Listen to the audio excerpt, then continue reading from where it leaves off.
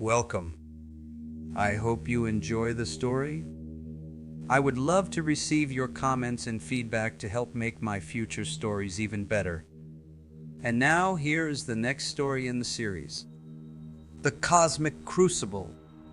The Celestial Voyager returned to Earth, bringing news of their discoveries and the alliance with the Kthari.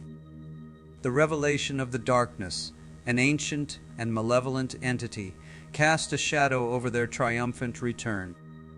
Yet, the knowledge they had gained and the bonds they had forged offered hope and determination.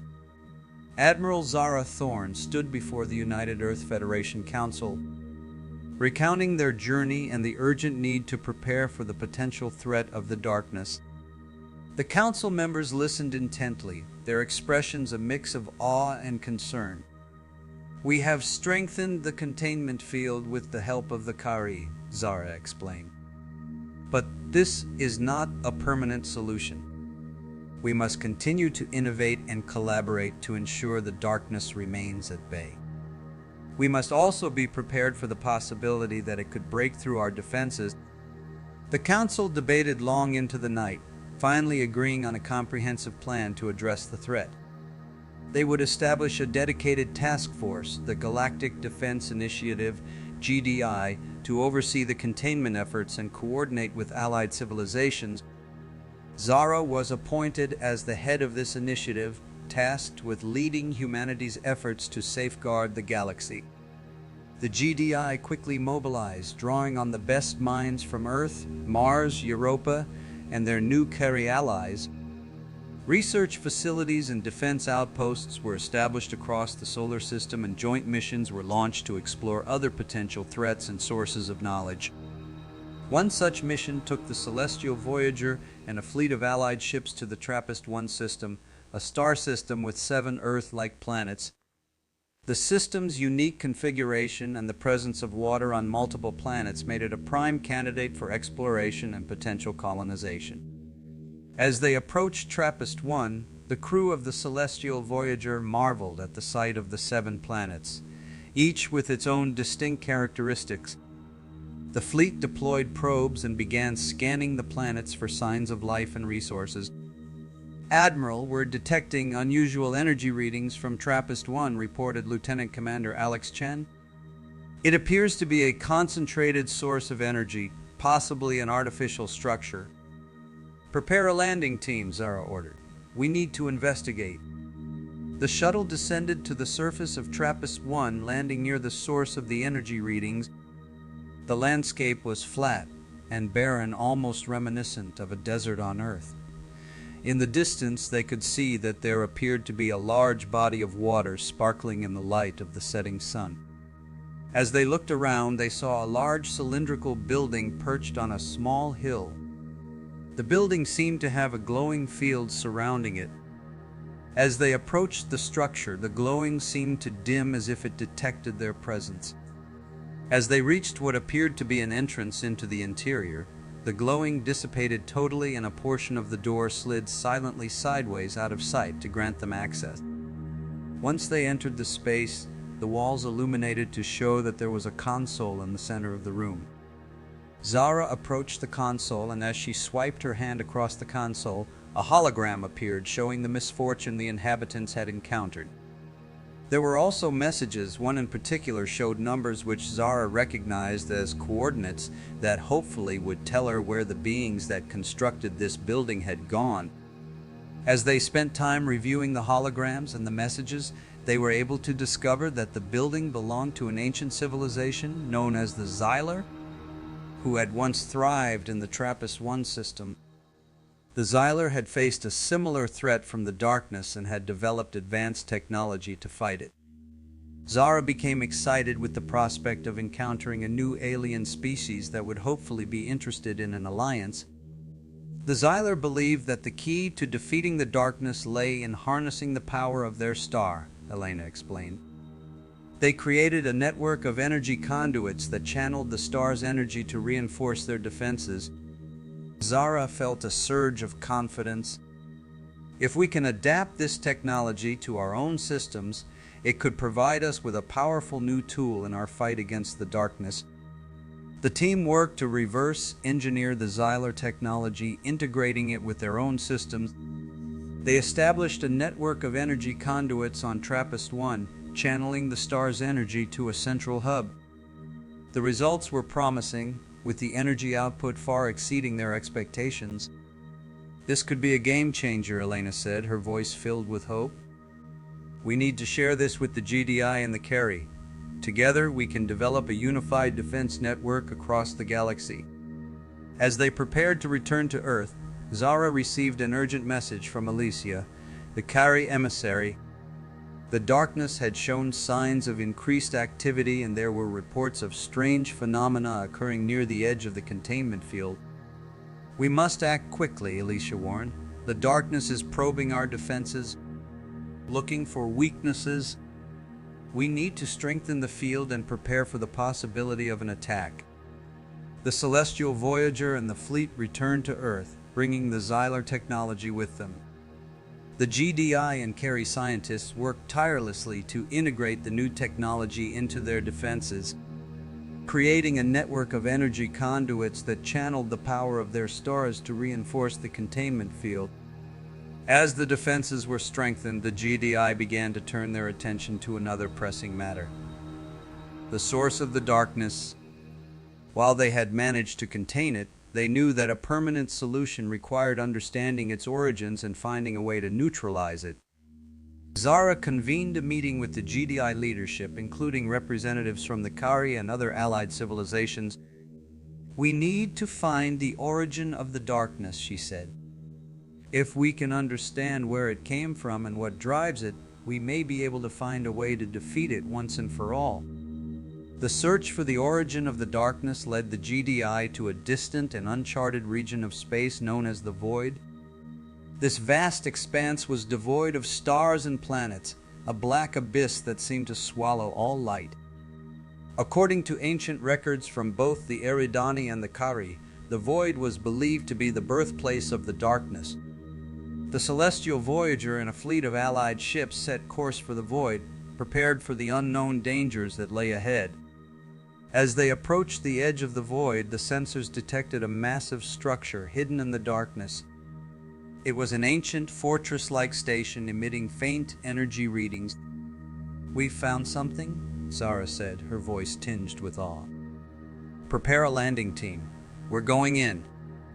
The shuttle descended into the darkness, landing near the massive structure. The air was cold and still, and the structure loomed like a monolithic sentinel in the void. As they ventured inside, they discovered a network of corridors and chambers filled with advanced technology and alien artifacts. "This place is incredible," Elena said, examining the alien machinery. "It's like a fortress built to contain something or someone." They continued their exploration, eventually reaching a central chamber with a massive control console, similar to what they had seen in the Xylar structure on Trappist-1. "This must be the heart of the station," Elena said, activating the console. "Let's see what we can find." The console sprang to life, displaying holographic images and symbols. A voice, deep and resonant, filled the chamber, speaking in an ancient language. Elena worked to translate the message, her face growing pale as she deciphered the words. This station was built by an ancient civilization known as the Eldar. They were the first to encounter the darkness and built this fortress to contain it. But something went wrong and the darkness escaped, consuming their world. Zara felt a chill run down her spine. "Is there any information on how they tried to contain it?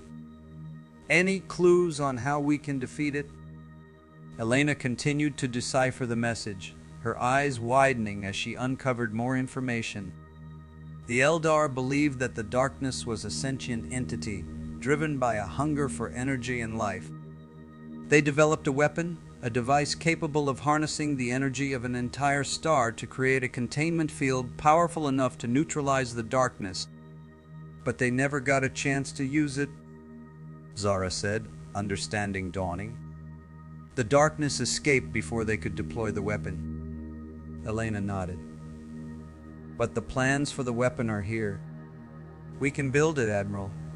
We can finish what the Eldar started. The discovery of the Eldar weapon plans sent a wave of excitement and urgency through the GDI. The plans were brought back to Earth, where scientists and engineers from across the Allied civilizations began working together to build the device. The project, codenamed Starfire, was a massive undertaking. It required the construction of a network of energy conduits and reactors capable of harnessing the power of the sun. The device itself was a complex array of energy projectors and stabilizers designed to create a containment field that could neutralize the darkness. Weeks turned into months as the project progressed. The Allied civilizations pooled their resources and knowledge, working tirelessly to complete the weapon. The Kthari shared their expertise in energy manipulation, while the humans in Eridani contributed their advancements in engineering and technology. As the Starfire weapon neared completion, the darkness began to show signs of increased activity. Strange phenomena and energy fluctuations were detected near the edge of the containment field, indicating that the entity was becoming more aggressive. "We're running out of time," Alicia warned during a GDI meeting. "The darkness is probing our defenses, looking for a way through. We must be ready to deploy the weapon as soon as it's completed." The final components of the Starfire weapon were assembled on a massive space station orbiting the Sun. The station, named Sol Guardian, was a marvel of engineering, equipped with the most advanced technology and defenses. As the activation date approached, the GDI leadership gathered on the Sol Guardian station to oversee the final preparations. Zara stood on the command deck watching as the engineers and technicians completed the final checks and calibrations. "Admiral, all systems are ready," reported Lieutenant Commander Chen. "We're ready to activate the Starfire weapon." Zara took a deep breath, her mind filled with the weight of their mission. "Initiate the sequence," she ordered. "Let's finish this." The station hummed with power as the energy projectors and reactors activated, channeling the power of the sun into the weapon. The containment field began to form, a shimmering barrier of energy that extended out into space. As the field expanded, the sensors detected a massive surge of energy from the darkness. The entity reacted violently, lashing out with tendrils of dark energy that struck the containment field with tremendous force. "Hold the field steady," Zara commanded. "We can't let it break through." The station shook as the darkness continued its assault, but the containment field held strong. The energy projectors worked in perfect harmony, reinforcing the barrier and pushing the entity back. "We're almost there," Elena reported, her eyes fixed on the monitors. "The field is stabilizing."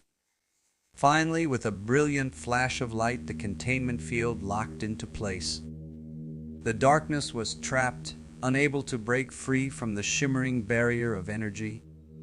"We did it," Zara said, a sense of relief and triumph washing over her. "The darkness is contained." The news of their success spread quickly, and celebrations erupted across the Allied civilizations. The threat of the darkness had been neutralized, and the galaxy was safe once more. But even as they celebrated, Zara knew that their mission was far from over. The containment field would need to be maintained and monitored, and there was always the possibility that the darkness could find a way to break free. As the GDI continued their efforts to safeguard the galaxy, Zara stood on the command deck of the Sol Guardian, gazing out at the stars. They had faced an ancient evil and emerged victorious, but the journey was not yet complete. The alliance between humans, Kthari, and other civilizations had grown stronger, founded on mutual respect and a shared mission. Together, they would continue to explore the cosmos, uncover its mysteries, and protect the light from the shadows. The legacy of the Eridani, the wisdom of the Kthari, and the courage of humanity would guide them as they ventured into the unknown. The future was filled with infinite possibilities, and they were ready to face whatever challenges lay ahead. Zara took a deep breath, her heart filled with hope and determination. "Prepare the Celestial Voyager for our next mission," she ordered. "Our journey continues." Zara knew that they were not just explorers. They were guardians of the galaxy, protectors of the light, and champions of a brighter future.